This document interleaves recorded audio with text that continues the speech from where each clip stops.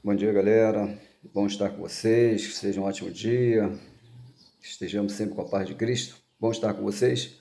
Vamos fazer mais uma reflexãozinha aí, para a gente pensar um pouquinho. Vou partir de um poema do Eduardo Alves da Costa. Um poema que a gente pode fazer analogia, aí foi muito usado na década de 60. Alguns diziam que era de um poeta russo. Posteriormente foi dado crédito, realmente criou o poema, Eduardo Alves da Costa. O poema tem nos seus versos assim: na primeira noite, ele se aproxima e rouba uma flor do nosso jardim. E não falamos nada. Na segunda noite, já não escondem, não se escondem. Pisam nas flores, matam nosso cão, não dizemos nada. Até que um dia, o mais frágil, o mais fraco deles, vem sozinho, entra na nossa casa, rouba a nossa luz e, conhecendo todo o nosso medo, arranca-nos a voz da garganta. E já não podemos dizer nada. Bom, gente, um poema que mostra como o medo paralisa, né? O medo nos paralisa e existe o medo que é normal, o medo faz você ser prudente, o medo faz você pensar nas consequências, mas existe aquele medo que te imobiliza, te paralisa. Então, que a gente possa estar vencendo os nossos medos. A partir desse poema, a gente vai fazer algumas reflexões. Também um outro trabalho interessante, um outro livro, e que eu tenho uma cópia bastante antiga, né? Porque o livro original é difícil de achar, mas é esse aqui. O título é esse aqui: A Formação das Almas. José Murilo de Carvalho. Um livro interessante. Formação das Almas. Vamos também fazer essa comparação. Mensagens subliminares. Outros pontos, né? Então vamos fazer traçar um paralelo desse poema, da flor, do roubo da flor, né? Do nosso jardim, a formação das almas e o nosso medo e as mensagens subliminares. Para que isso tudo? Por que isso acontece? Porque, como diz eu que no livro A Formação das Almas, de José Murilo de Carvalho, não é coincidência. Existe todo um projeto em que a gente se torne um consumidor alienado. A gente às vezes diz, fulano fez a cabeça da galera, né? Não, não é fazer a cabeça, é fazer a alma de um consumidor alienado, aquele que consome, aquele que tem comportamentos que indiretamente ele acaba reproduzindo comportamentos, acha que é normal e acha que é ele que está escolhendo e na verdade não é. Então nós temos aí esse formação, né, das almas. Desenhos, como é que começa isso? Começa lá na infância. Desenhos, né, que são passados mensagens bem sutis, quase que imperceptíveis, e as crianças começam a repetir comportamento. E os pais acham até de uma forma engraçada às vezes, acham que é normal, ou então aquela velha frase, não tem nada a ver, né? Que isso? Você está enxergando essas coisas nos desenhos? Nos desenhos. Vou dar alguns exemplos aqui. Na música. As músicas é a mesma coisa. Padrão de beleza. Eu lembro que uma menina, numa época eu estava discutindo, né, sobre aonde eu via a origem, né, dessa degradação, de uma certa forma, do valor feminino, né, da mulher. Começou lá com tapinha não dói. Aí com tapinha não dói veio as cachorras, as preparadas, e foi uma música atrás da outra. A boquinha da garrafa, né? A boquinha da garrafa é inocente, né? Foi na boquinha da garrafa e você via crianças pequenininhas literalmente dançando na boquinha da garrafa. Uma dança inocente, dançando na boquinha da garrafa. Mas o conteúdo por trás disso é muito maior. Então eu fazia essa crítica e uma menina ficou invocada porque ela achou que eu estava falando com ela. Porque você está falando é comigo, porque eu tenho uma filha pequenininha que dança na boquinha da garrafa. Obviamente, como eu falei, eu não sei a vida de cada um. Falei, querida, eu não conheço a sua vida. Se sua filha dança na boquinha da garrafa, tá bom, se você acha normal. Mas aonde a gente vai com esse ponto? Hoje nós temos algumas cidades do Brasil que é quase uma doença endêmica, né? Uma epidemia, e em alguns lugares é endêmico. As meninas com 10, 12 anos estão grávidas. Começou onde? Com a boquinha da garrafa? Começou com um tapinha não dói? As cachorras, as preparadas?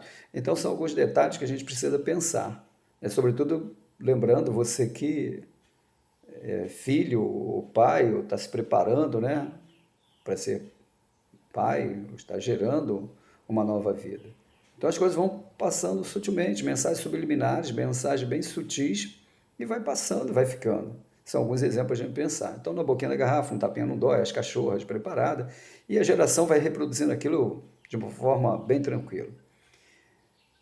Marcas, né? A gente tem algumas marcas famosas que você está vendo um jogo e ninguém vai ali olhar um jogo, vai assistir um jogo, vai ou um teatro, no cinema, enfim, ou pela televisão e vai ficar olhando as marcas. Mas por que as marcas estão lá?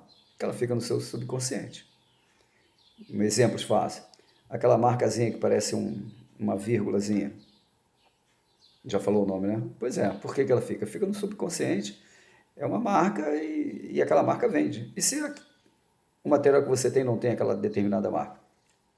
Para você não serve, para você não quer, né? Então a marca já fez a sua alma de você comprar aquele produto e se tornar um consumidor alienado, porque foi preparado para isso. Esse é um exemplo bastante simples, né? Padrão de beleza, um padrão de beleza da mulher. Novelas, né? Revistas, internet, enfim. Eu lembro que o padrão de beleza da minha época da mulher era bem diferente do padrão de beleza de hoje.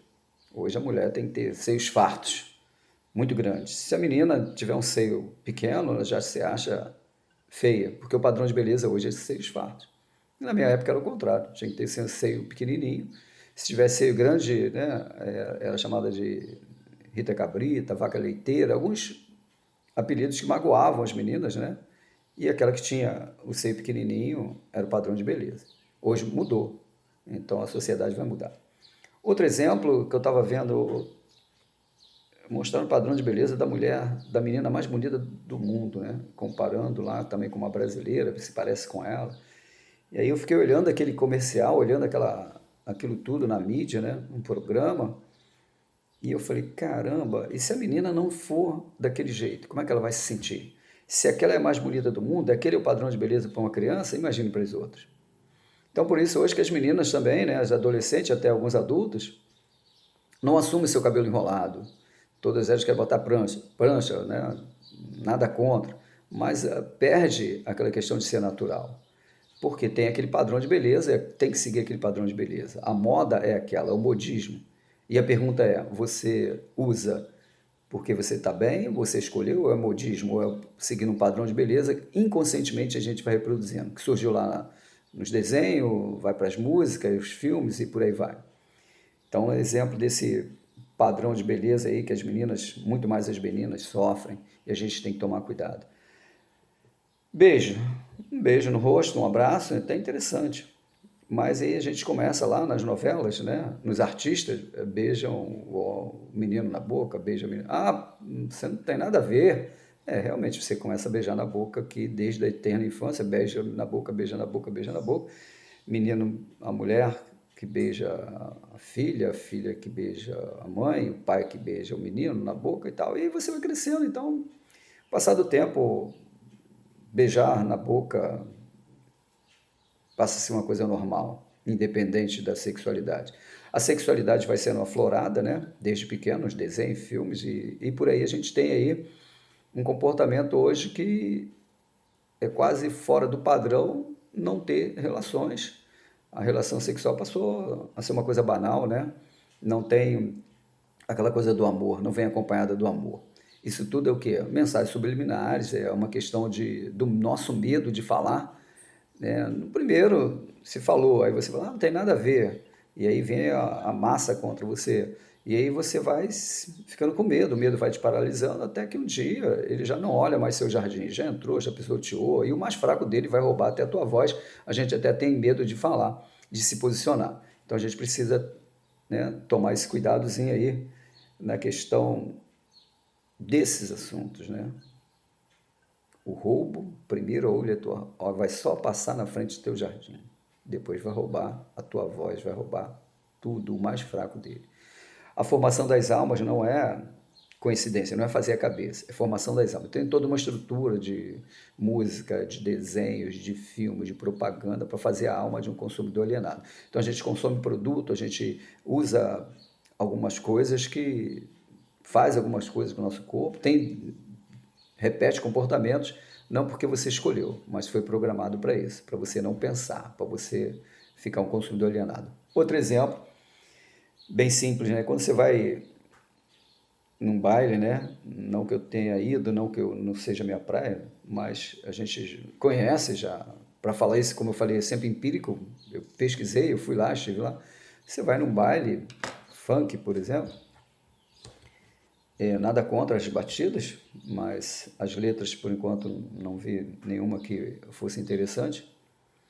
E por que aquele pancadão? Por que aquela caixa de som bate, estremece o teu coração, estremece o teu cérebro? Porque quando você está ali, aquilo ali vai estremecendo, você estremece teu coração, o teu cérebro, você não pensa mais nada. Então também aquela música, aquele barulho não é à toa. Existe todo um momento de você não pensar e aí você vai consumindo tudo que está ali, tudo à tua volta e não tem nenhum o padrão de pensar. E depois choramos as consequências, né? Pensamos nas consequências.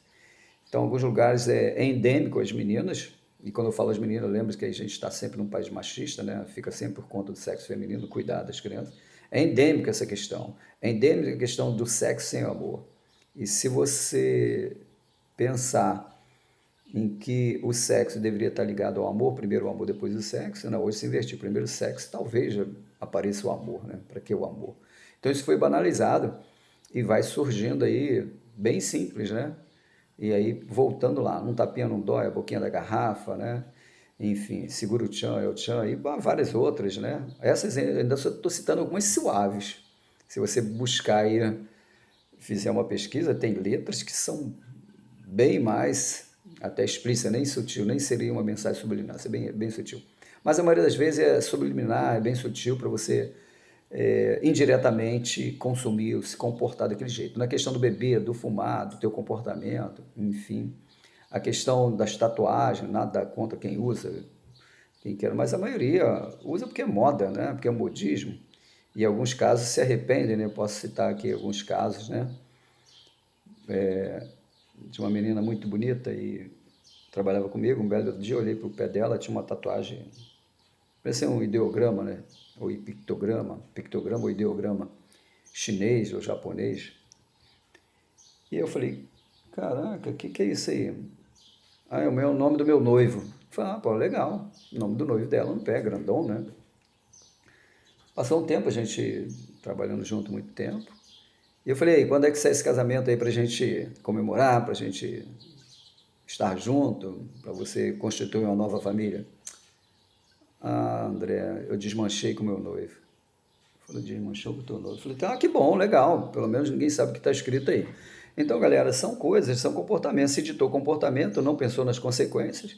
E aí fica aquela marca, fica algumas consequências que são inevitáveis e não dá para voltar.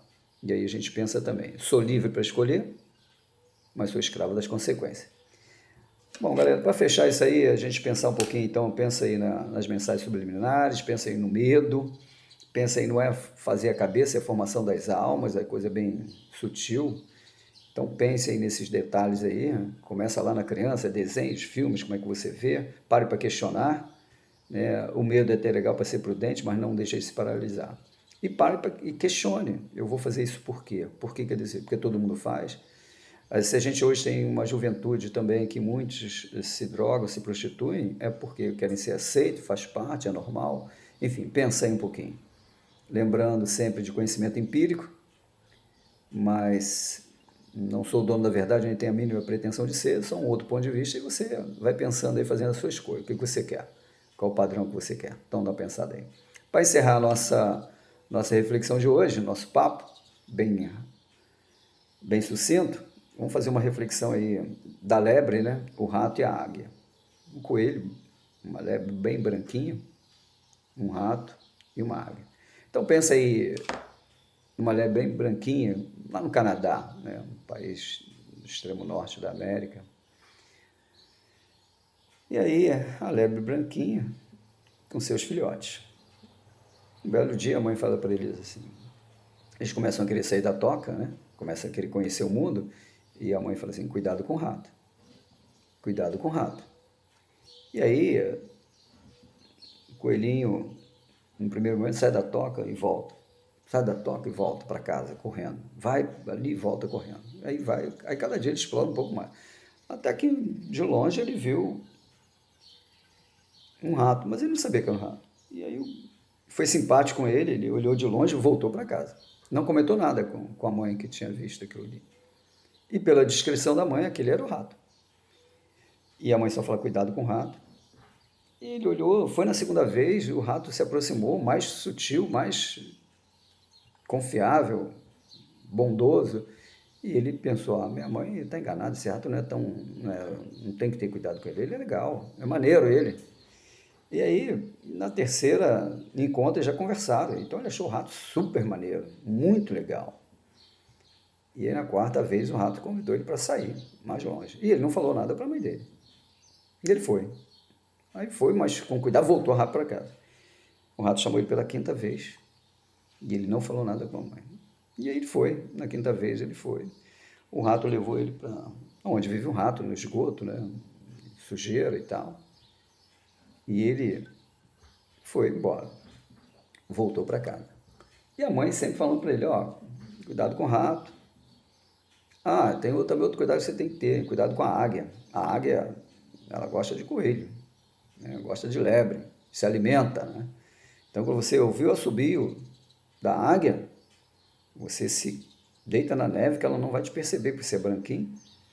E aí o rato, nessas indas e vindas, saídas, às vezes ele escutou a águia piando lá em cima, né? E ele se escondia na neve, a águia lá de cima olhava, não via ir embora. E assim ele fez, foi seguindo esse conselho da mãe, mas do rato ele esqueceu. Da águia ele lembrou, aí ele se escondia na neve, ouviu a subir e a águia ia embora. Aí numa outra vez saindo, né, ele foi embora e caramba, ele ficou muito tempo, esqueceu, passeou com o rato para cá, tudo quanto é lugar, o rato levou ele para as baladas e tal, e ele foi para a balada dos ratos e tal, foi embora.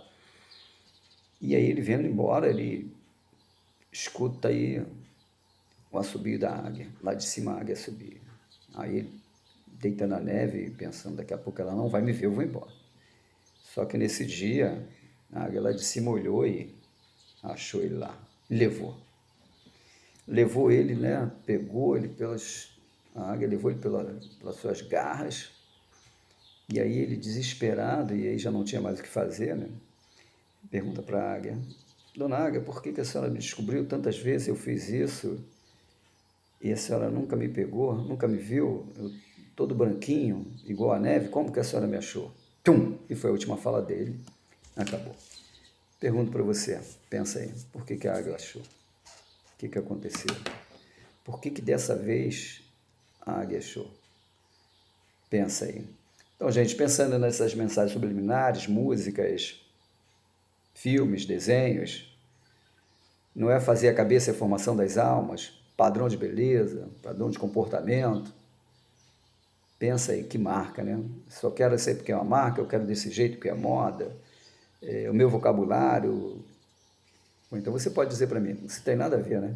Pensa aí, dá uma olhada aí e responda aí, por que a águia pegou ele em cima? Um beijo no coração, muito bom estar com vocês, até a próxima. Deixa aí seu comentário, dá um like ou um dislike, você é muito importante. Um abraço e não deixe o medo de paralisar, senão no primeiro olha o nosso jardim, depois levam a nossa flor e depois o mais fraco dele leva até a nossa voz. Um beijo, galera!